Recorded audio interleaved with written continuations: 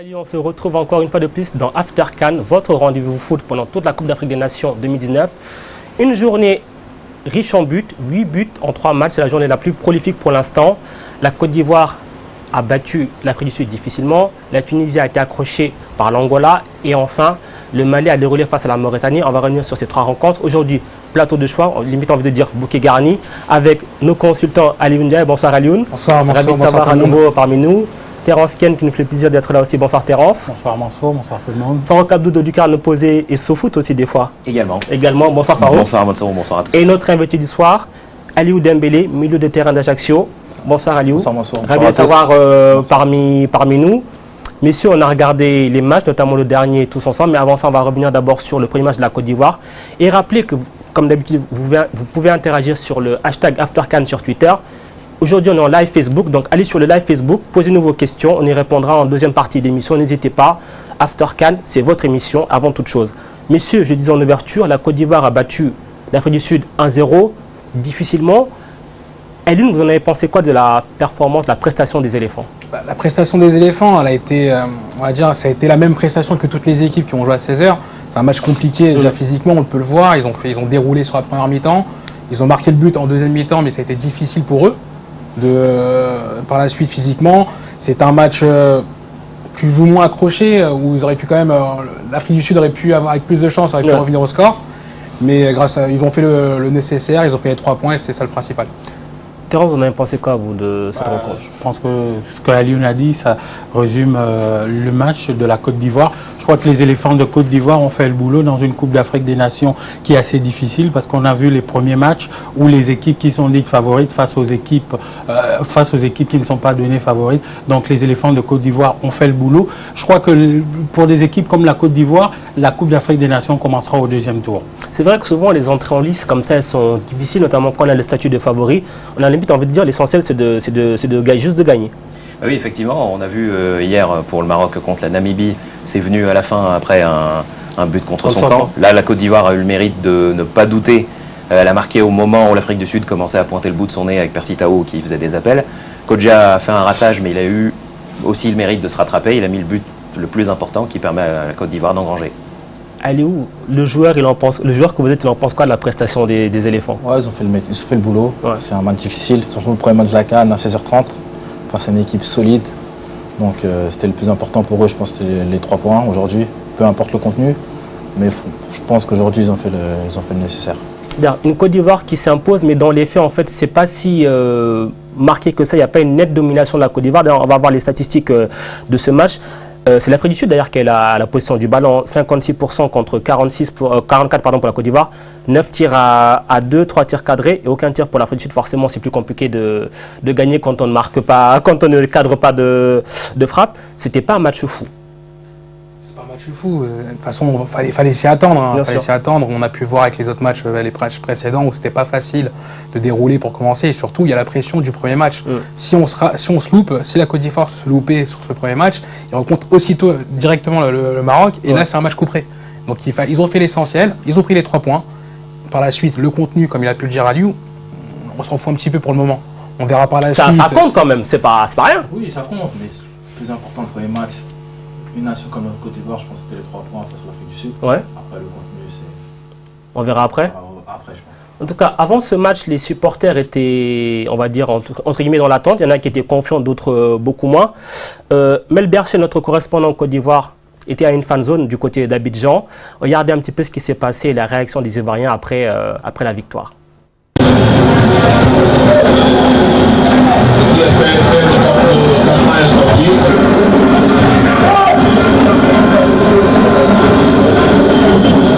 Nationale, on y aille avec beaucoup plus de...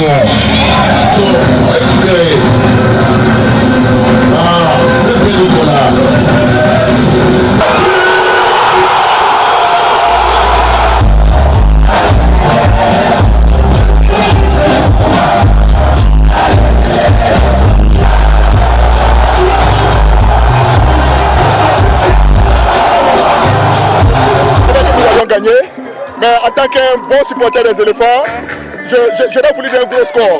C'est pour cela que je toujours prononcé 3-0 mais j'étais convaincu de la victoire. Et je suis convaincu de la victoire jusqu'à la finale. On l'a dit, on l'a fait. Victoire largement méritée.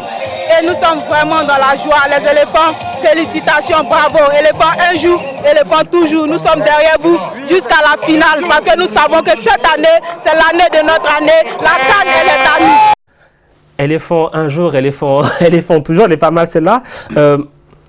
Dans les faits, comment est-ce qu'on pourrait analyser, Farouk, le jeu de la Côte d'Ivoire? Parce que c'est pas emballant quand même pour l'instant. Bah, le fait est que face à une Afrique du Sud qui a beaucoup galéré pour se qualifier au tout dernier moment avec un match coup près contre la Libye, on pouvait considérer qu'il y avait d'une part le gardien qui avait fait un gros match et on pouvait s'appuyer sur une Afrique du Sud qui allait essayer de garder le match nul le plus longtemps possible et tabler sur le fait que Percy Tau dehors allait faire des appels pour essayer d'évoluer en contre. Ils ont eu le mérite d'être patients, de multiplier les centres. On a vu comme un Aurier assez actif. Peut-être qu'ils pensaient déjà au match contre le Maroc, parce qu'ils ont beaucoup de comptes à régler contre le Maroc, que ce soit le match de qualif à la Coupe du Monde ou le match de la dernière CAN 2017. Peut-être qu'ils pensaient déjà à ce match-là, mais ils ont eu le mérite d'être patients et surtout l'occasion. Kodja rate une occasion très importante. Il a pu se remobiliser. Donc peut-être que dans la manière, c'était pas au rendez-vous, mais c'est contre le gros morceau du groupe qui vont être jugés. C'est exactement. D'ailleurs, on va peut-être revoir la composition de départ qui a été concoctée par le sélectionneur Ibrahim Kamara.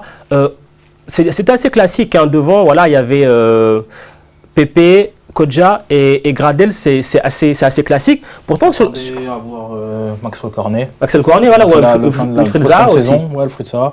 Mais surtout Maxwell Cornet, il a fait une grosse fin de saison. Je m'attendais à ce qu'il commence, mais bon.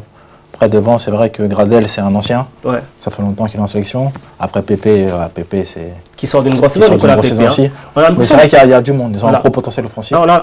Il y a aussi peut-être beaucoup de joueurs qui ont le même profil. Quand on prend des Zaha, des Pépé, des Cornet, on empile un petit peu les joueurs de couloir, les joueurs solistes, non? Oui, et c'est déjà bien que le coach ait fait le choix, qu'il ait fait réellement le choix, parce qu'on peut faire un parallèle avec l'équipe de France Espoir, où il n'y a pas eu de choix de Sylvain Ripoll et qui a entassé des joueurs offensifs avec les mêmes profils, et au final c'était un Capharnaüm. Donc là, ce qui est bien, c'est que les choix ont été faits. Zaha était sur le banc, Maxwell Cornet est rentré par la suite également, et ça ramène du sang neuf, et on verra par la suite contre le Maroc. Vous en avez pensé quoi, vous, de ces ailiers, justement, Nicolas Pépé, qu'on attend beaucoup, Jonathan Kodja, aussi Max Gradel je crois qu'avoir une profondeur de banc de touche sur une Coupe d'Afrique des Nations comme ça, qui va être assez longue, où les matchs s'enchaînent, 24, voilà, où les matchs s'enchaînent rapidement, je crois que c'est une bonne chose. Après, Gradel et compagnie et ceux qui étaient au banc de touche, chacun peut répondre parfaitement. Wilfried Zaha, ça donne beaucoup de possibilités au code des éléphants de Côte d'Ivoire. Et je crois que pour la suite de la compétition, le banc de touche va énormément compter. Mais est-ce que ça manque pas d'un petit Gervinho, parce que sa non-sélection a beaucoup fait parler. Est-ce qu'il n'y aurait pas justement côté Gervinho l'expérience un peu de folie pour un petit peu créer de l'émulation?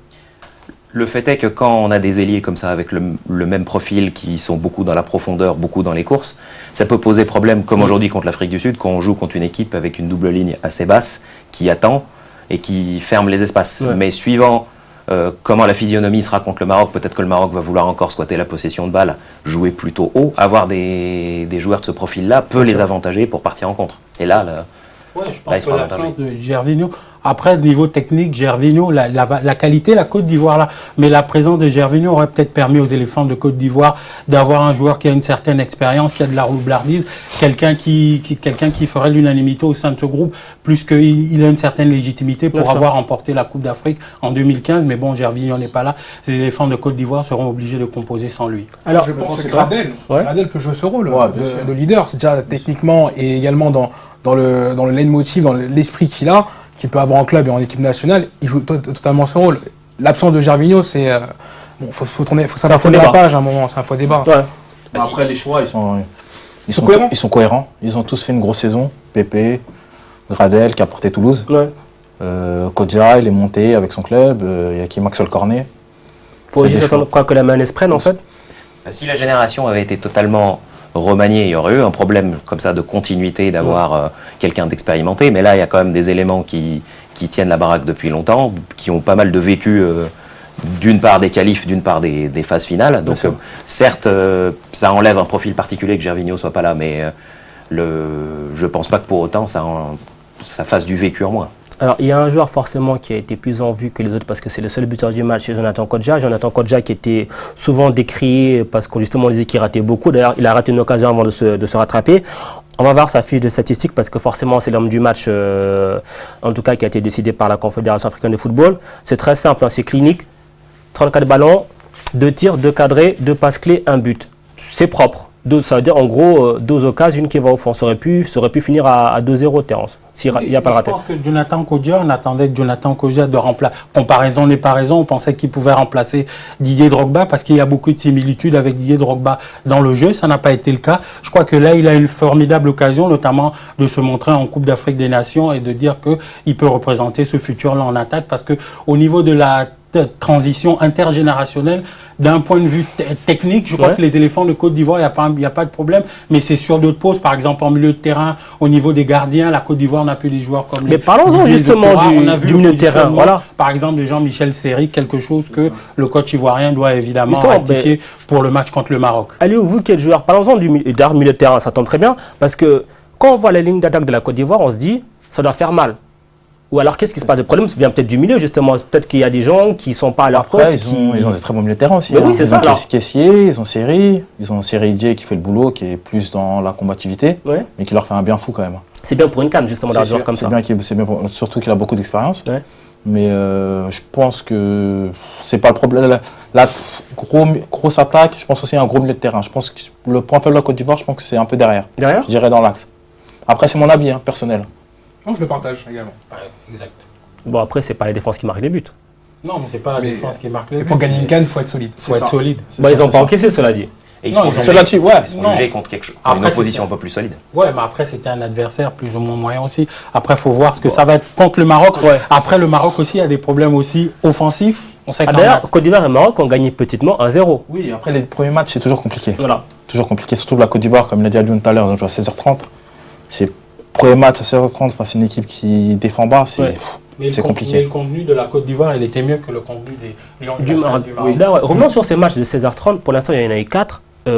Généralement, on voit une première période qui tient la route. Après, il baisse physiquement, ça pioche. C'est compliqué. Depuis le début de la compétition, les seuls à avoir un peu tenu le choc, avoir fait une bonne première mi-temps et à s'être bien maintenu, c'est l'Ouganda, qui a impressionné en faisant dans un style vraiment qu'on voit sur beaucoup de clubs d'Afrique de l'Est comme Zesco, comme Simba, du jeu direct, tout de suite passer sur les couloirs, saouler l'adversaire de centre, de frappe de loin. On pensait qu'ils allaient baisser le pied après la première mi-temps et ils ont continué à appuyer, à se procurer des coups de pied arrêtés. Ça a été vraiment ceux qui ont réussi le mieux à composer avec cet horaire et ces conditions. Forte chaleur, on rappelle que la Confédération africaine de football a du coup, vu les conditions météo, a décrété deux pauses rafraîchissement, une à la 35e, une à la 75e. C'est pas ça qui va résoudre le problème. Non, c'est pas ça qui va le résoudre. Maintenant, il faut les faire les matchs, sinon ça va. Il n'y a plus de moment pour jouer tous ces matchs-là. Après, c'était sûr, c'était prévisible. On va jouer en Égypte à 16h30 les matchs. C'est sûr que ça va être compliqué. C'est le changement, que ce soit au Cameroun ou en Égypte, ça aurait été le même problème. On en était en Afrique, c'est la première fois, c'est le premier test. Et heureusement, on espère qu'on croise les doigts pour qu'il n'y ait pas de soucis de santé pour les joueurs, parce qu'il ne faut pas oublier qu'il y a eu des malaises également. Exactement, on rappelle que le Nigérian Samuel Kalou a un malaise. Alors, on va se projeter un petit peu sur la deuxième journée. Il y aura un très intéressant Côte d'Ivoire-Maroc. À quoi on peut s'attendre sur ce genre de rencontre, Farouk? Là, on est sur une configuration où le Maroc a eu la possession de balle, mais on a eu le sentiment que souvent, pendant la première mi-temps, il a joué un petit peu trop facile. Peut-être qu'il pensait que le boulot allait être fait de manière évidente contre la Namibie. Beaucoup d'agacement, beaucoup d'énervement. Je pense, de mon avis personnel, que c'est une équipe qui aurait beaucoup plus d'efficacité si elle laisse le ballon à l'adversaire et que Ziyech et Nassiri profitent de leur vitesse, profitent de la qualité de passe de Boussoufa pour allonger et jouer en contre. Mais c'est possible aussi que la Côte d'Ivoire fasse pareil parce qu'elle a des joueurs aussi pour partir vite. Donc je pense qu'il faut s'attendre à une rencontre plutôt fermée qui se débloquera en deuxième mi-temps. Avantage à qui sur ce match-là? Moi, je dirais Maroc. Hervé Renard, il connaît très bien la Côte d'Ivoire. C'est vrai, ouais. Et d'ailleurs, ces derniers matchs, il leur a posé pas mal de problèmes. C'est ça, il était au stade tout à l'heure aussi, j'ai fait ça. Je pense que, pour moi, avantage Maroc. Avantage Maroc. Psychologique. Ouais. C'est la dernière fois? Avantage Maroc également. Aussi, ouais. Vous voyez tout ça? Moi, je dirais avantage Côte d'Ivoire. Ouais. Parce qu'évidemment, le problème des Lions de l'Atlas du Maroc, c'est une équipe qui paraît équilibrée sur toutes les lignes. Mais évidemment, au niveau de l'attaque, elle a des problèmes en attaque. Ouais. Elle n'a pas d'attaquant, elle n'a pas, voilà, il n'y a pas de buteur. Alors que les éléphants de Côte d'Ivoire pourront s'appuyer sur un Kodja, sur un Gradel. Il y a Boni aussi qui est sur le banc. Sur Boni, sur Pépé. Mais alors que les Marocains, au niveau des solutions offensives, on sait que Sofiane Bouffal, lorsqu'il est rentré, il peut amener de la vitesse. Mais à part amener de la vitesse, il faut quelqu'un qui transforme les occasions en but. Et ça, il sait comment faire. Ouais, et ça, le Maroc, il est quand même. Par cœur, Côte d'Ivoire, Hervé Renard. Puis souvent, il commence doucement et puis après, il monte en puissance. Après, peut-être qu'il pourra titulariser Boutaïd, peut-être. Pourquoi pas.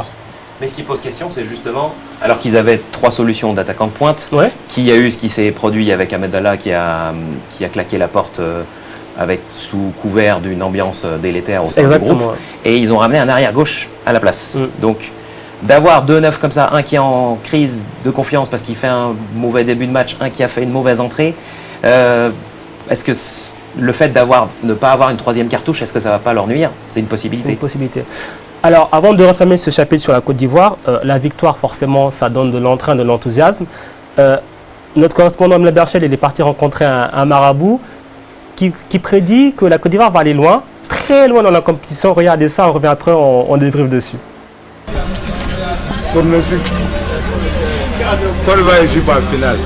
Comment vous trouvez le championnat qui a commencé depuis avec l'Égypte? Non, l'Égypte, bon. L'Égypte va jouer finale à la Côte d'Ivoire, la 2e fois. Et qui va remporter la coupe? La coupe, c'est lui qui va remporter. Il faut que je fasse mon travail pour le voir. Est-ce qu'on peut le faire maintenant? Non, je ne peux pas le faire maintenant. Il y a des trucs à faire, il y a des sacrifices à faire pour ça. Il y a des sacrifices à faire, mais en tout cas, il voit une finale Égypte-Côte d'Ivoire. Est-ce qu'on peut, à Lyon, la Côte d'Ivoire a une équipe, le jeu pour aller loin, voire en finale contre l'Égypte? Je pense pas. Je pense pas que la Côte d'Ivoire ira au bout. En tout cas, ils ont une équipe pour faire le nécessaire pour passer les quarts de finale, j'imagine. Mais la seule chose que je voudrais savoir, par rapport à ce qu'il vient de dire le marabout, est-ce que c'est possible qu'ils peuvent se rencontrer en finale, l'Égypte et la Côte d'Ivoire? Je suis pas sûr. Ouais. Voilà, pour commencer. Pour commencer, ouais. Peut-être qu'ils peuvent se rencontrer avant. Suivant la distribution, parce que maintenant avec les meilleurs troisièmes, il peut y avoir un tableau qui est complètement chamboulé. Ce serait une belle symbolique après la finale de 2006 et la génération de Drogba qui avait touché de près le trophée sans arriver à aller le chercher au tir au but. Ce serait une belle symbolique que 13 ans après, cette génération-là puisse entre guillemets le venger. Entre-temps, ils ont gagné 2015, ce qui est déjà pas mal. On passe au deuxième match du jour, c'était Tunisie-Angola. Farouk, je suis désolé, là tu vas moins sourire. La Tunisie qui a été accrochée par l'Angola, un but partout. Pour la 4e CAN d'affilée, la Tunisie ne s'impose pas dans ce match d'ouverture. Qu'est-ce qui ne va pas, Farouk, avec la Tunisie sur ce match d'ouverture? Il y a un blocage? Le souci, c'est que historiquement, depuis la CAN 2004, il y avait eu toute une série de compétitions où, que ce soit dans le contenu ou dans le résultat, ça restait assez acceptable. À partir du moment où il y a eu toute la série de matchs nuls qui a débuté à la CAN 2010, on pensait, après les belles victoires contre le Maroc et l'Algérie au CAN 2012-2013, qu'il y avait donc une belle dynamique, une tendance à bien entamer la compétition. Là, les matchs amicaux étaient positifs. C'est bon, c'est exactement. Mais du coup, voilà, les choix de départ ont été intéressants sur le papier, mais ont finalement pas donné le résultat escompté. Il fallait changer de fusil d'épaule plus tôt, ça n'a pas été fait, et du coup, ils se sont pris les pieds dans le tapis. On a vu l'équipe de Tunisie, une bonne entame. D'ailleurs, il y a un changement tactique, on va en reparler tout à l'heure, parce que ce n'est pas le même système. Au bout de 15-20 minutes, le coach Alain Giresse, il change de système. Il y a ce but, on se dit, ah c'est bon, le plus dur est fait, et puis non, baisse de régime, ils retombent dans leur travers.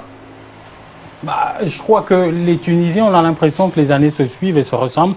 La Tunisie est l'une des équipes en Afrique qui a le plus grand nombre de participations de manière consécutive aux éditions à la CAN. Mais malheureusement, cette équipe n'arrive pas souvent à faire ce qu'elle doit faire en match.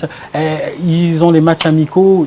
Ils ont gagné notamment leur dernier match amical contre une victoire de prestige contre la Turquie, contre la Croatie, pardon. Et puis, je crois qu'il y a ce changement tactiquement. Moi, je reviens toujours à ce que je te disais toujours hors plateau concernant Alain Giresse. Je trouve qu'Alain Giresse, c'est plus quelqu'un qui a un rôle de directeur sportif, c'est plus un administratif. Je trouve que tactiquement, c'est pas quelqu'un qui apporte quelque chose à une équipe. Je vois Aliou qui acquiesce là-bas avec un large sourire. Je pense à son passage, notamment au niveau des Lions de la Teranga du Sénégal. C'est vrai qu'il est sorti 3e en 2012 au Gabon, mais Alain Giresse, sur ce match, il a sorti Chalaili, et dès qu'il a sorti Chalaili, malheureusement, s'assit sur ce but, celui qui l'a remplacé, le but, il couvre pas correctement, il n'attaque pas le ballon, et les Angolais ont égalisé. Mais parlons justement des choix d'Alain Giresse. Est-ce qu'on peut dire quelque part il est responsable du résultat, Lyon? Responsable du résultat, non, parce que ça reste toujours les joueurs qui sont sur le terrain et c'est eux qui ont fait les erreurs, qui ont les enchaînements d'erreurs sur le but. Mais je pense que sa responsabilité est engagée forcément parce que vu l'équipe, et je suis vraiment déçu de la Tunisie parce que pour moi je l'ai donné en tant que favori, une équipe favori de la CAN, parce qu'ils ont d'un point de vue offensif mais également défensif, c'est cohérent. Après, les choix tactiques, et notamment le changement tactique qu'a pu faire Alain Giresse, c'est ce qu'il a pu nous faire avec le Sénégal ou qu'il a pu faire avec le Mali. Et comme a pu dire Terence, je ne le vois pas en tant que coach. Pour moi, je ne le vois pas en tant que coach. Et le plus gros point faible que peut avoir la Tunisie aujourd'hui, c'est Alain Giresse. Je peux comparer avec l'entrée de la Tunisie contre le Sénégal sur la CAN précédente. Ils avaient perdu. Ils avaient perdu contre le Sénégal, mais ils avaient fait un meilleur match que le Sénégal. Ils avaient très bien joué. Ils avaient joué leur batou. Là, aujourd'hui, on n'a pas retrouvé la Tunisie qu'on a pu voir, que ce soit à la Coupe du Monde, qui a fait une très bonne figure, mais également à la CAN précédente. Aliou, comment on peut expliquer comme ça que la Tunisie a fait 3 très bons matchs de préparation? On sentait qu'il y avait vraiment une dynamique qui était en train de naître, et puis là, ils arrivent, et c'est le blackout. Le premier but, il marque. Ensuite, je pense que l'égalisation, ça les a coupés? Ça les a coupés. Parce qu'ils étaient pas mal, ils étaient bien. Mais je reviens à ce qu'il a dit à Lyon. Je pense qu'il leur manque un vrai numéro 9 quand même. Parce qu'ils ont Sliti, Kazri, Msakni. C'est des très bons joueurs, mais il n'y a pas de finisseur. C'est un gros manque pour moi dans cette équipe. C'est qu'il leur manque vraiment un numéro 9. Qui pourrait jouer ce rôle de finisseur En fait, là, il y a un vrai problème de carence un petit peu à ce poste parce que Chawat a fait une saison plus ou moins honnête mais n'a pas réussi à confirmer les bonnes dispositions qu'il avait en qualification. Kenissi, l'attaquant de l'Espérance de Tunis, a des qualités qui pourraient être compatibles justement dans un 4-2-3-1 à jouer devant la ligne de 3. Sauf que l'option a toujours été préférentielle d'essayer de faire cohabiter les 3 dans un 4-3-3, du coup ça implique que le 9 il sort. Il sort bien sûr. Mais c'est pas ça qui a plus posé problème sur ce match-là, c'est qu'en fait les 3 milieux de terrain n'ont pas joué à leur vrai poste. Giresse a dit sur la base d'un match amical contre la Croatie qui a bien marché, qu'on peut faire jouer Chalali qui est un relayeur au poste de sentinelle, Skiri qui est plus habitué à être axial, à balayer sur un côté, et Keshrida qui est un arrière latéral, qui n'a pas beaucoup de vécu comme milieu axial. Donc là ils étaient tous rapprochés. L'animation n'était pas bonne, mais il aurait fallu changer ça beaucoup plus vite. Et au final, on a passé une heure comme ça. Marché, exactement. D'ailleurs, on va revoir les statistiques du match parce que en face de la Tunisie, il y avait quand même l'Angola qui, vous allez le voir, a fait son match. Parce qu'au final, l'Angola a même eu la position du ballon, 51-49. 9 tirs partout quand même. Ça, c'est pas rien. 2 tirs cadrés côté Tunisie, 3 tirs cadrés côté Angola. Et surtout, l'Angola a gagné plus de duels que la Tunisie. Et d'ailleurs, Terence, on a vu en deuxième période, après le but, c'est l'Angola qui menait le jeu et qui commençait à se montrer beaucoup plus dangereuse. Oui, l'Angola s'est montrée beaucoup dangereuse à l'image du buteur Djelma. Je crois que les Angolais, les Tunisiens ont quand même minimisé la capacité athlétique et physique des Angolais. Je crois que les Angolais ont montré plus d'envie que les Tunisiens et c'est normal qu'ils aient égalisé. Alioune, pareil aussi, l'Angola? Je suis d'accord avec Terence. Sur le match, on peut voir que l'Angola a pris le dessus sur la Tunisie et je pense que c'est la Tunisie qui a donné confiance à l'Angola. Ils ont commencé à dérouler et techniquement, c'était joli à voir. Ils ont bien joué, il y avait de la vitesse, du physique et c'était pas seulement que du physique. Techniquement, on voit le but qu'ils ont mis, c'est une vraie action qui est amenée par un joueur et c'est ça qui a manqué à la Tunisie, je pense. Ils ont senti que l'équipe commençait à perdre le fil totalement collectivement. Paradoxalement, c'est le changement tactique de Giresse est intervenu 2 minutes avant le but et les Angolais ont commencé à croire à la possibilité d'aller chercher les 3 points. Ils ont commencé à monter. Et le problème, c'est qu'en première mi-temps, la seule fois où ils sortent, c'est la seule fois où ils se font surprendre sur l'action du péno, c'est quand sur ils le étaient contre. hors de position. Exactement, c'est le contre. C'était hors de position. Il a fallu ça pour que la Tunisie marque. Mais quand ils ont senti qu'ils perdaient totalement le fil collectivement en deuxième mi-temps, ils sont montés d'un cran et ils auraient pu prétendre à mieux. Mais est-ce que justement à ce moment-là, il ne faut pas, et c'est le rôle du coach et aussi peut-être de certains relais sur le terrain, se dire, voilà, on arrive à marquer quand on leur laisse le ballon un petit peu qu'ils sortent. Pourquoi pas continuer un peu dans cette optique-là? Parce qu'on a vu que l'Angola pouvait se montrer joueuse aussi. C'est sûr, c'est un rôle de leader, il faut de leader sur le terrain. Le coach ne peut pas tout faire sur le côté. Ouais. Après, c'est au leader sur le terrain de prendre des initiatives, parler aux coéquipiers. En plus, il y en a des leaders sur le terrain en Tunisie. Msakni, capitaine. Kazri aussi, c'est un leader, si je ne dis pas de bêtises. Mais c'est plus leader défensif, je dirais. Ouais. Et ces mecs-là, ils aiment le ballon. C'est Ils aiment ça. toucher le ballon, ils veulent ça. avoir le ballon. Donc au final, ils ne laisseront pas forcément Vous le pensez ballon que aux eux, du adversaires. coup, ça les embête de voir le bloc redescendre, Bien sûr, clairement? c'est des joueurs de ballon, Ouais. bien sûr, ça les embête Ça clairement. s'est beaucoup agacé, on voyait vraiment. Même dans Kazri, l'attitude, pareil, peut-être Sliti, combatif, c'est mais, c'est des joueurs de ballon, ces joueurs-là. Moi, je pense que défensivement, les Tunisiens ont manqué de caractère. Là, on peut regretter l'absence d'un joueur rompu à la tâche, notamment Ali Maloul, qui est absent pour cette CAN pour les raisons propres à Alain Giresse. Je crois qu'Ali Maloul, c'était un bon relais. C'est quelqu'un qui est rompu au match de Coupe d'Afrique, notamment en Ligue des Champions avec l'Espérance de Tunis. Et lorsqu'il joue avec la Tunisie, on sent qu'il donne de la voix souvent. Ouais. Et je crois que dans la conception de la Tunisie, il manque véritablement un leader. On a vu par exemple Wabi Kazri qui était chargé d'animer l'animation offensive de l'équipe tunisienne, qui est passé complètement à côté de son match. Et voilà. Donc, quand on parle de manque de leader, c'est vrai qu'il n'y a pas Ali Maloul. Il y a aussi le défenseur, il s'appelle encore Siam Ben Youssef qui a claqué la porte aussi. Ça veut dire que il y a des problèmes quand même dans cette équipe tunisienne, Farouk. En Il y a fait, des choses qui ne se disent pas. officieusement, de ce que certains médias ont dit en off, c'était, on va dire, ces deux cadres qui ont joué la Coupe du Monde, mais qui, du coup, sentaient qu'ils n'allaient pas être dans le 11 de départ et qui, peut-être, ont un petit peu manifesté leur mécontentement. Mais c'est vrai que au-delà de cette considération-là, la tactique a vraiment changé beaucoup de choses parce qu'on voyait beaucoup de joueurs s'agacer, même s'il y avait une tentative de se remobiliser, etc. Il y a eu beaucoup de situations où les joueurs ne savaient pas comment se situer, faisaient beaucoup de courses dans le vide, totalement pas dans les zones préférentielles. Ouais. Et ça a duré suffisamment longtemps pour que l'Angola se réveille. Et ce problème-là, on l'avait vu déjà à la CAN 2017, à la CAN 2015. Au moment où la Tunisie perd le fil collectivement, ça rallume l'équipe en face. Voilà, c'est pas un problème de coach, c'est un problème de joueurs parce que c'est le même groupe en plus quasiment qui, au fil des CAN, est maintenu. C'est le coach qui a écarté Maloul, Ben Youssef. Mais vu qu'il dit que c'est le même problème qu'on retrouve à chaque CAN, c'est des coachs différents. Sur les dernières CAN, je ne sais pas comment joue la Tunisie, parce que je n'ai pas regardé personnellement la Tunisie, mais sur cette CAN-là, déjà le but, ça résume tout, c'est un manque d'agressivité. Ouais. Si tu pars même en dessous, pour revenir sur Alain Giresse, on ne va pas faire son procès ce soir, mais il faut dire qu'Alain Giresse, c'est quelqu'un en fait qui aime avoir la main mise sur son groupe. Ouais. Et il n'aime pas des têtes fortes. Et il y a l'exemple au Gabon où il était, notamment le capitaine, le consultant qui est ici, Thierry Dieudonné Mouyouma. C'est vrai qu'il était en fin de carrière, mais il a eu des différends avec Alain Giresse parce qu'Alain Giresse aime avoir la main mise sur son groupe. Il privilégie une soi-disant cohésion de groupe.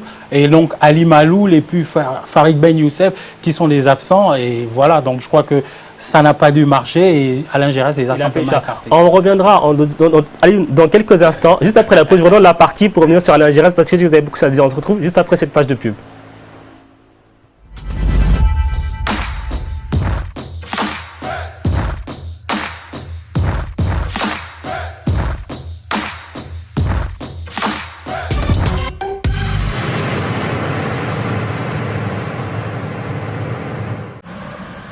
Vous savez que là dehors, en fait, ils sont des milliers à compter sur nous. On sait que c'est difficile. L'adversaire est coriace. Il faut rien lâcher. Surtout, ne vous laissez pas impressionner. Et on cherche les combinaisons. Soyez collectifs. Comme toujours. On est une bonne équipe. On est une belle équipe. Et moi, j'ai confiance en vous. C'est comme ça qu'on pourra battre le coup dystrophie. Et aider les enfants malades. Allez, c'est parti.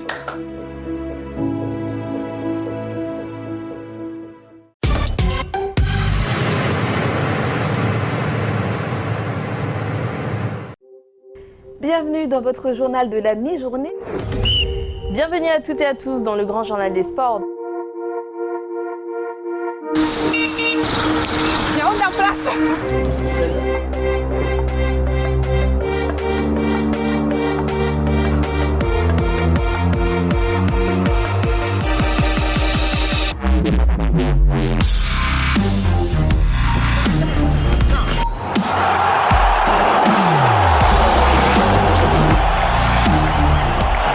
Afrique, toute l'actu, tous les sports, tout l'Afrique.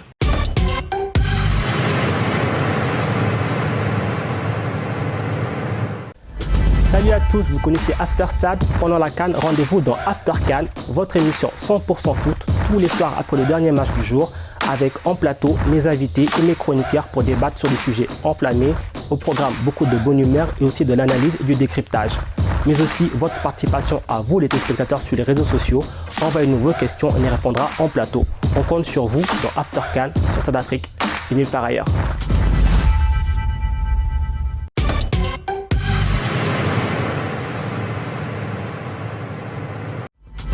Bonjour à tous et à toutes, je suis très heureux de vous retrouver pour cette nouvelle édition de Sport Palabre sur Stade Afrique.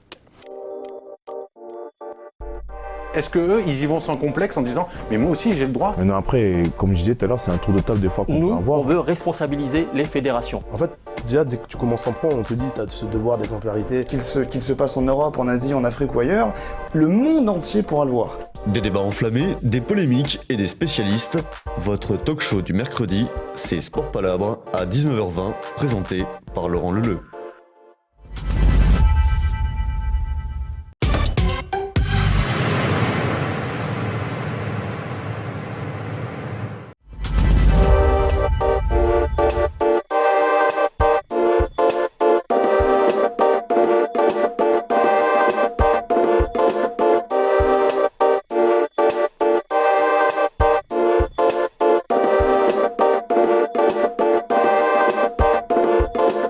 Retrouvez-moi tous les mardis à 19h40 dans Brakissa Rencontre pour découvrir une nouvelle personnalité du monde sportif.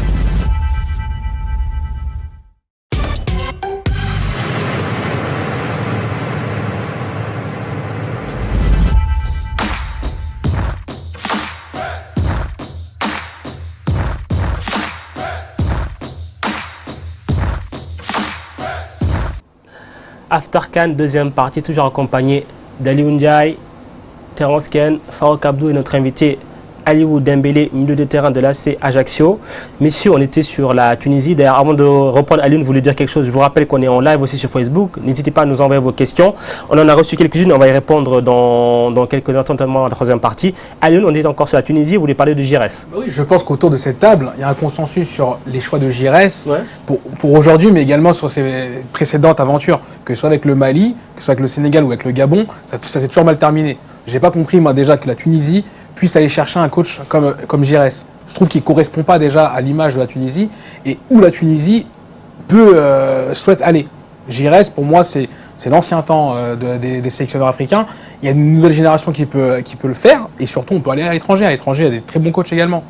Farouk, il a été accueilli comment Giresse quand il a été nominé? C'était pas le choix qui était attendu? Les circonstances qui ont entouré l'éviction de l'ancien sélectionneur Fawzi Benzarti à la fin de l'année dernière ont fait que le choix de Giresse a un peu posé question, comme il n'y avait plus d'expérience positive depuis la 3e place à la CAN 2012, et comme il n'avait pas trop coaché au Maghreb, donc il y avait des interrogations, et en plus il avait donc 6 mois et 6 matchs d'ici à la CAN pour essayer de monter quelque chose. Le fait est que au lieu de partir sur des configurations simples, où chacun joue à son poste, et où chaque joueur peut donner le maximum de ce qu'il a voulu faire, il a fait le choix d'innover, d'essayer de profiter de la polyvalence ou de la capacité des joueurs à s'adapter pour essayer de faire une configuration différente. Mais ça implique aussi de pouvoir s'adapter en match et de constater quand il y a quelque chose qui bloque et qui ne passe pas, qu'il faut passer à autre chose. Là, c'est vraiment nécessaire. Je pense qu'il va y avoir beaucoup de discussions avec le staff et l'équipe qu'il faut passer à autre chose. Alors, il y a un match à venir, ce sera contre le Mali, le plus gros match du groupe. Il y aura sans doute des changements. Est-ce que justement, par contre, il n'y a pas un danger de trop changer, du coup, de totalement désorganiser son équipe et certains acquis? On va prendre l'expérience avec le Sénégal. Quand on gagne le premier match, je ne me rappelle plus contre qui c'était. CAN 2015. CAN 2015, on gagne le premier match. Il fait le changement contre l'Afrique du Sud. Il chamboule toute son équipe, sachant qu'il y a eu les états d'âme de certaines personnes qui n'avaient pas joué. Et il a souhaité les récompenser. Il a changé toute l'équipe et tactiquement, il a commencé à faire un 3-5-2. Et c'est là que le match, on s'est mis en danger, on a fait match nul, et par la suite, on part contre l'Algérie. Bon, ceux qui ne l'auraient pas compris, Aliou est supporter du Sénégal. Je pense que là, c'est bien clair. Alors, avant de finir sur la Tunisie, quand même, l'homme du match côté tunisien, est-ce qu'on est d'accord pour dire que c'est Youssef Msakni sur ce match? Le plus remuant. Le plus remuant en tout cas, celui qui a essayé de faire les choses. Hein. Oui. Parce que Youssef Sakni, quand même, il finit pas mal, 45 ballons, 2 tirs, 2 cadrés, 3 passes clés qui auraient pu amener des buts et un but sur penalty. Une mention aussi pour Skiri qui lui aussi était dans ce milieu de terrain qui a eu du mal à s'adapter, à se placer. Son travail de l'ombre. Oui, le travail de l'ombre qui donne la bonne passe sur l'action du péno, qui s'est beaucoup battu. Ça s'est un peu vu à la fin parce que le déchet technique était présent. Ils sont dans une bonne saison en plus. Ouais, très bonne saison. Bonne détermination. Ouais. Je retiens Msakni et Skiri dont l'apport était satisfaisant. Skiri, très bon joueur, fiable. Ouais, non, je suis totalement d'accord. Du coup, alors, Tunisie-Mauritanie, on se projette un petit peu, ça va donner quoi Mauritanie, pardon, Mali. Ça vous intéresse, vous, en plus, oui. Ali, ouais. Mali, avec ce qu'on a vu ce soir. Mali. Ouais, Mali. Avantage Mali. Avantage Mali. Je dirais léger avantage Mali aussi, surtout pour une problématique en particulier qui a été évoquée par plusieurs médias et aussi par Giresse en interview. La Tunisie a pris 12 buts sur coup de pied arrêté sur les 2 dernières années, dont de nombreux en match officiel. Je pense qu'il y a beaucoup de supporters qui pensent avec des sueurs froides au but de Kane dans les arrêts de jeu contre l'Angleterre. Avec 3 joueurs qui couvrent un seul et Harry Kane tout seul au second poteau. Ouais. Il y a un vrai problème sur les coups de pied arrêtés et au vu de la dimension athlétique et physique du Mali et des bons tireurs, ça va être un vrai problème à résoudre qui, je pense, donne léger avantage au Mali. Bon, Terran, je ne vous demande même pas parce que je sais que vous allez me dire Mali. Non, mais je ne veux pas dire Mali. Non. On a vu le dernier match du Mali.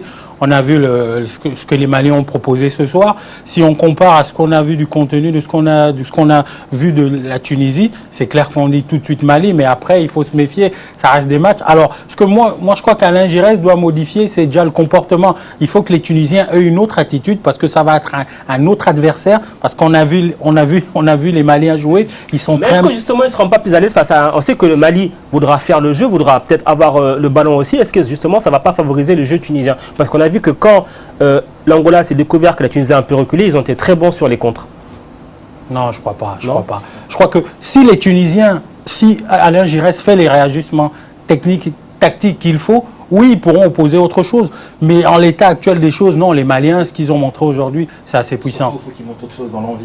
Dans l'envie, dans l'agressivité, c'est ça. Dans les 2 surfaces, il faut qu'ils montent autre chose. Mais est-ce que c'est vraiment, vraiment le registre des Tunisiens, ça, l'agressivité, le combat? Pourtant, oui, le combat et l'agressivité, c'est le registre. Par exemple, on voit qu'un joueur comme Kazri, Ben Youssef, Maloul. Ah, ben c'est trop tard, ils sont pas. Voilà. Même un joueur comme Kazri, d'habitude, qui est combatif, qui est toujours derrière l'arbitre en train de crier et qui est toujours véhément, il n'était pas dans son élément, il n'était pas dans son match, il n'était pas dans l'agressivité qu'il aurait dû montrer. Il a besoin, voilà. Exactement. C'est que quand l'adversaire est de taille, il y a toujours une belle capacité à se sublimer, à être dans la solidarité. On se souvient du dernier quart d'heure contre la RDC en qualif de la Coupe du Monde 2018 où ils sortent vraiment une vraie bonne fin de match. La fin de match contre la Guinée qui était très difficile dans ces mêmes qualifs. Si le vrai paramètre, hormis les coups de pied arrêtés, ça va être la résistance physique.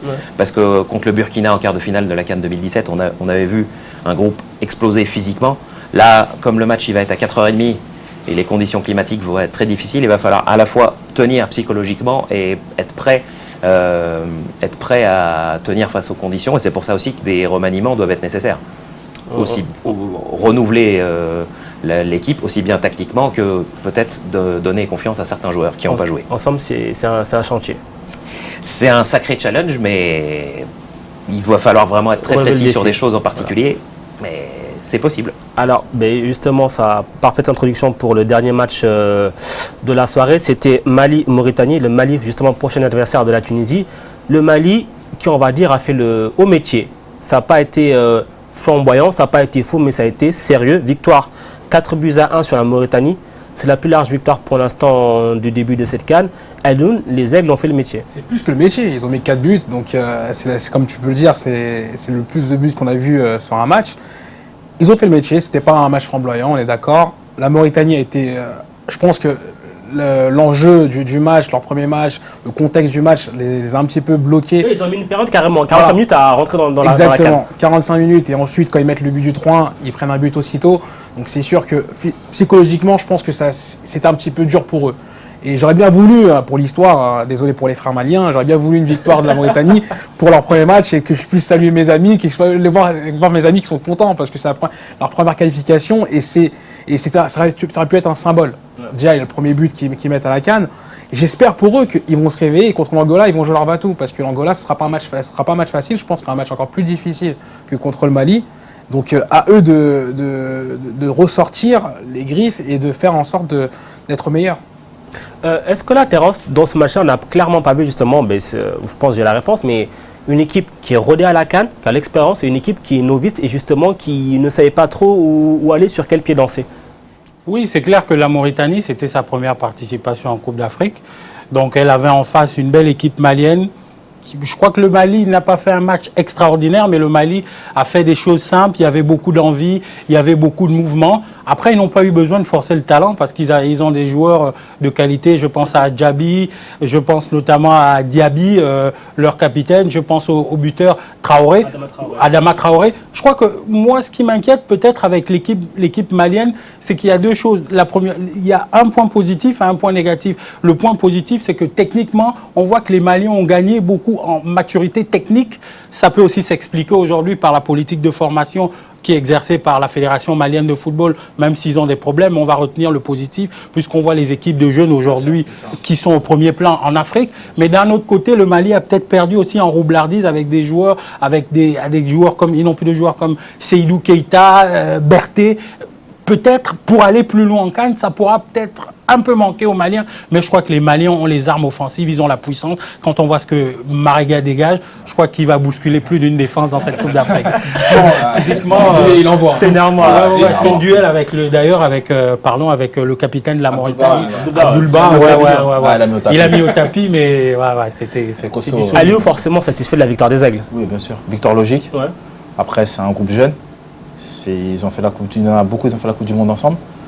Le coach, il les a eus. Ouais. Donc c'est une très belle équipe, jeune en tout cas, avec je dirais à l'image de la Côte d'Ivoire, c'est l'axe central un peu la faiblesse du Mali. Ouais. Au milieu, ils ont ce qu'il faut, devant, ils ont ce qu'il faut. Après, l'axe central, c'est Mola Ouaye qui a fait une saison blanche. Ouais. Il faudra qu'il se mette rapidement dans le rythme. Avec Fofana aussi à Metz qui n'a pas tellement joué à ce poste-là. Mais sinon, c'est une équipe jeune, cohérente et je pense qu'ils peuvent faire une très belle CAN. Mais en tout cas, victoire logique ce soir du Mali face à la Mauritanie. Vous en pensez quoi du prochain adversaire de la Tunisie? Il y a des craintes ou pas? Ce que j'ai trouvé impressionnant, c'est l'incroyable agressivité qu'ils mettaient pour aller faire le pressing. Chaque prise de balle vraiment très tonique avec l'envie de casser des lignes, l'envie de faire mal. Les buts qui sont spectaculaires. Franchement, ils ont été impressionnants, très sérieux.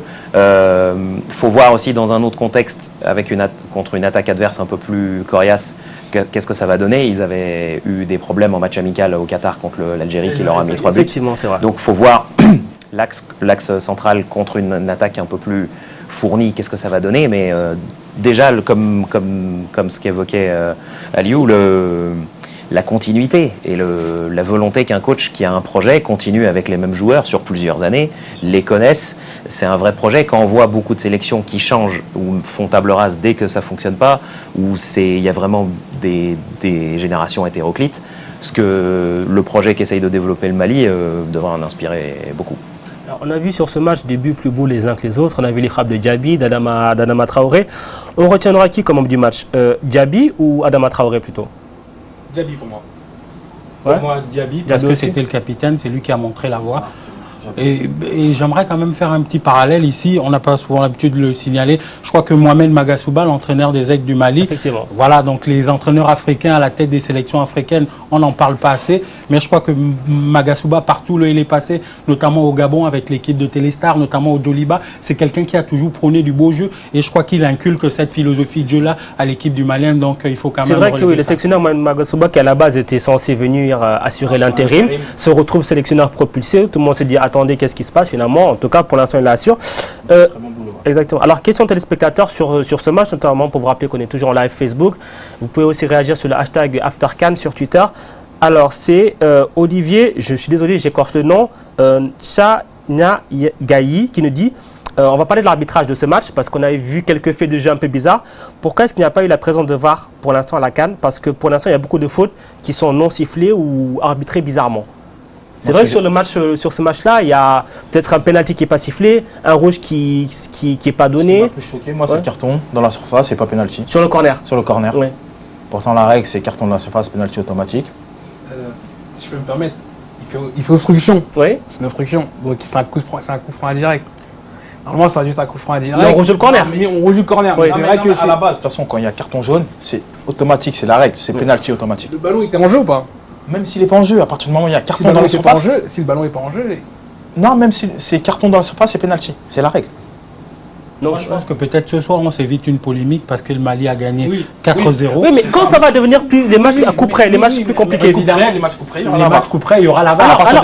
Alors, justement, est-ce que c'est normal? D'ailleurs, voilà, on sait qu'il y a la VAR, l'arbitre, un mauvais arbitre, entre guillemets, face à la VAR, ça reste un mauvais arbitre. Mais est-ce que c'est normal qu'une compétition débute sans la VAR et après elle continue avec la VAR? Est-ce que quelque part, ça déséquilibre pas la compétition? Pas normal du tout. Quand on voit la Copa América, l'Euro Espoir, Coupe du Monde féminine, dès le début de la compétition, la VAR et en Afrique, on attend les quarts de finale. Ouais. C'est une chose que j'arrive pas à comprendre personnellement. En compétition de club, il a fallu attendre la finale pour que la Ligue des Champions africaine comporte la VAR. Bon, on a vu ce qui s'est passé. Pour des compétitions de club, on peut attribuer ça à un problème d'infrastructure et il n'est pas possible peut-être dans les tours préliminaires ou en phase de poule de déployer ça partout. Bien sûr. Mais en compétition internationale, alors que même si le pays organisateur était identifié avec un peu de retard, il y avait possibilité d'anticiper, c'est pas logique qu'il n'y a pas la VAR dès le début. C'est un truc que je comprends pas du tout. Ouais, moi je pense que c'est une décision incongrue de la Confédération africaine de football de mettre la VAR à partir des quarts de finale.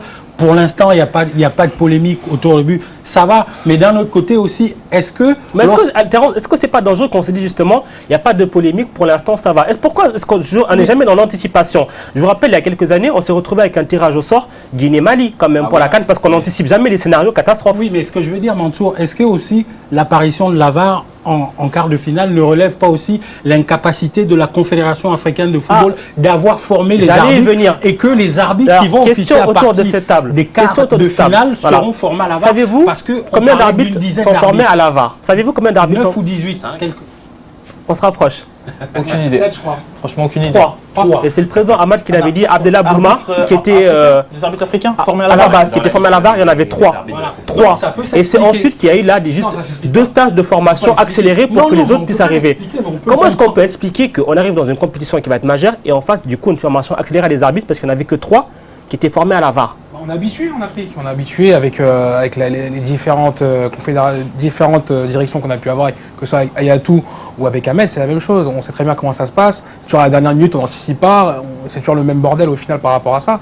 Après, je suis d'accord, ça ne résoudra pas tous les problèmes parce qu'au final, même s'il y a la VAR, il y aura toujours l'interprétation qui dira que sur cet angle-là, il n'y a pas penalty ou il n'y a pas faute.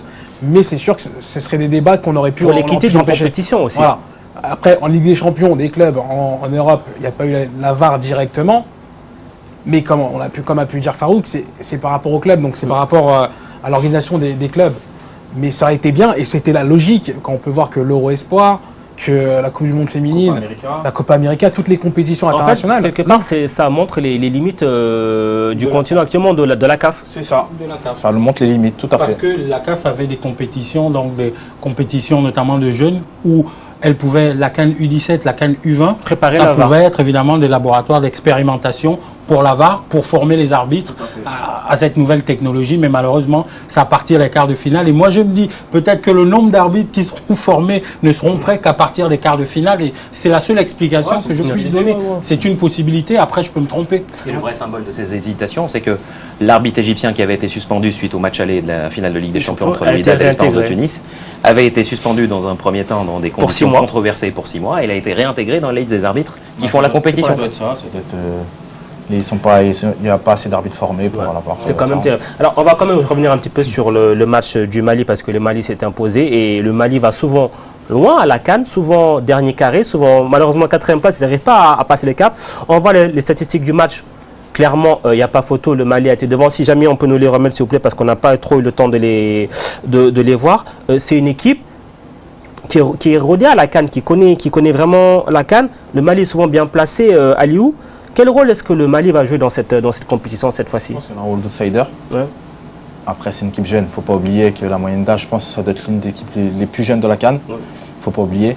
Ils vont peut-être manquer d'expérience vers la fin, mais elle peut faire une très très belle compétition en tout cas. Est-ce que justement le côté insouciant, ça peut pas leur être une force pour eux? Oui, ça peut être une force. Ça peut être une force. Si le coach il a décidé de rester avec ce noyau de joueurs qui ont fait la Coupe du Monde du 20 ensemble, ça peut être une force. Ils connaissent très très bien. avec quelques joueurs d'expérience comme Mola Wagué, que je disais derrière, qui a fait une saison blanche, mais bon, c'est quand même, il est là depuis pas mal d'années. C'est un taulier de la sélection. Après, l'insouciance, ça peut être une force aussi, mais il faudra faire attention. Ils ont surtout un historique ensemble, comme il a pu le dire.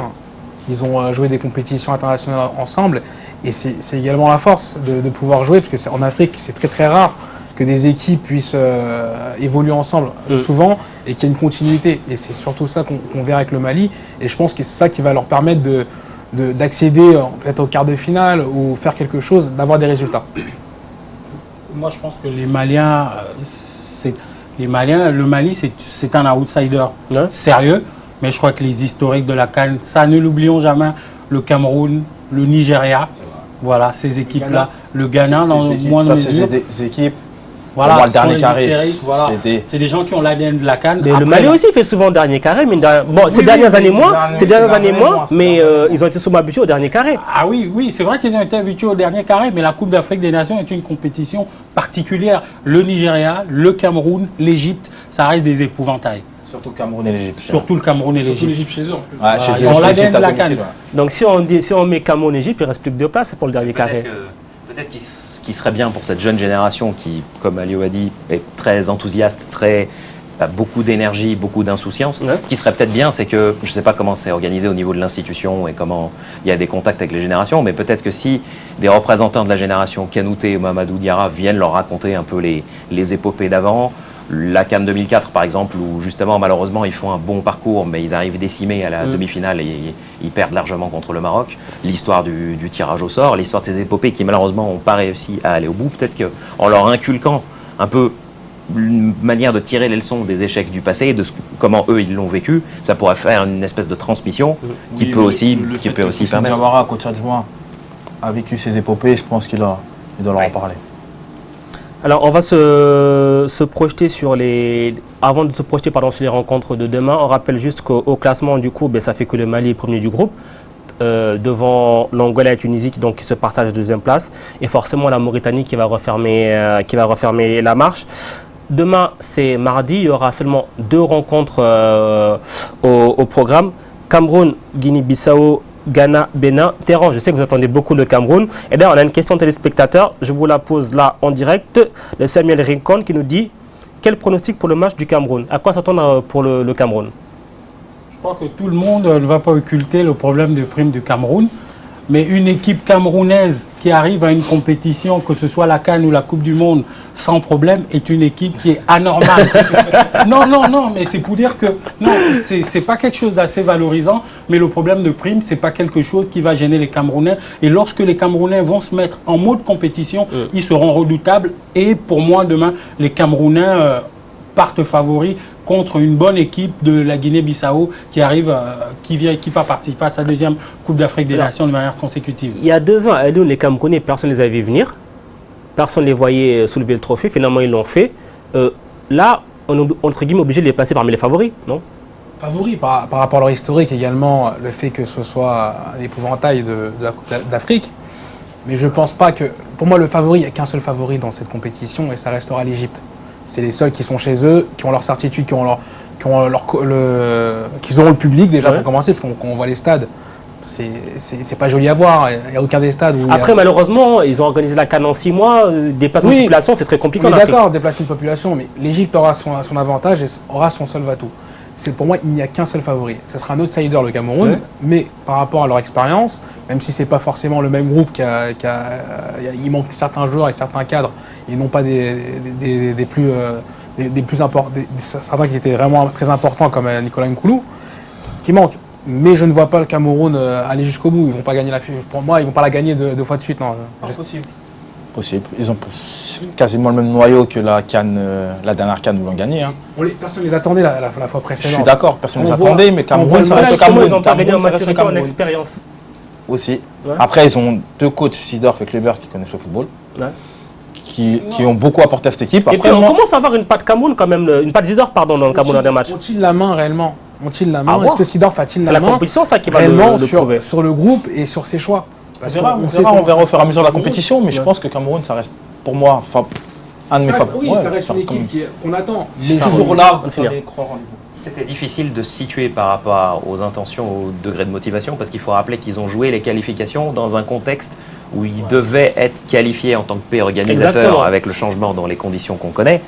C'était difficile de faire les qualifs dans un contexte officiel alors qu'ils étaient qualifiés d'office, mais c'était pour un peu maintenir la compétition. Ouais. Là, si on en juge au niveau de l'état d'esprit, le dernier communiqué avant de négocier pour les primes, on dit on n'est pas satisfait, mais on y va quand même. Ça veut dire qu'ils ont dû quand même au moins arriver avec un état d'esprit soudé, et même avec les remous que ça a créé, au moins ils arrivent, je pense, plutôt focus. Là, notre ami Lassana Camara dit souvent que le Cameroun, c'est la désorganisation désorganisée, ça leur convient très bien. Donc attention au Cameroun. Messieurs, comme chaque soir, avant de se quitter, notre jeu prono avec notre partenaire, nos amis de Mon Petit Prono. D'ailleurs, l'occasion de vous rappeler que vous pouvez rejoindre la Ligue Stade d'Afrique, tout à fait le challenge After Can. Hier, j'étais 14e. Je suis un peu monté ce matin, mais là, je crois que je vais redescendre avec les matchs de ça. Rejoignez-nous, venez nous défier. Il y aura un cadeau pour le grand vainqueur du challenge. Allez sur Internet, allez sur les réseaux sociaux. Vous allez voir comment vous allez rejoindre le challenge After Can. Alors, messieurs, juste, vous me dites qui gagne et le score. Cameroun, Guinée-Bissau. Cameroun 2-0. 2-0, Aliou. Cameroun 1-0. 1-0. 3-1 Cameroun. 3. Spectacle. 2-1 Cameroun. 2-1 Cameroun. Donc tout le monde voit le Cameroun gagner. Ensuite, Ghana-Bénin. Ghana 2-0. Ghana 2-0. Je dirais Ghana 1-0. Un Ghana but d'écart 1-0 sur les aussi. deux. Ghana 4-0. Ghana 1-0. Football champagne hein, là-bas. Les frères Ayou. Les frères Ayou. Vous avez comment... Le premier match, c'est toujours difficile face Ouais. à des belles équipes. Moi, je pense qu'il y aura peut-être une surprise sur les deux matchs. En tout cas, rendez-vous demain pour justement pour faire le débrief de ces deux rencontres. Il y aura de nouveaux invités, de nouveaux consultants. J'espère que le débat sera aussi animé. Continuez à réagir sur les réseaux sociaux. Nous, on se retrouve demain, même le même mardi. D'ici là, portez-vous bien. Allez, ciao, ciao.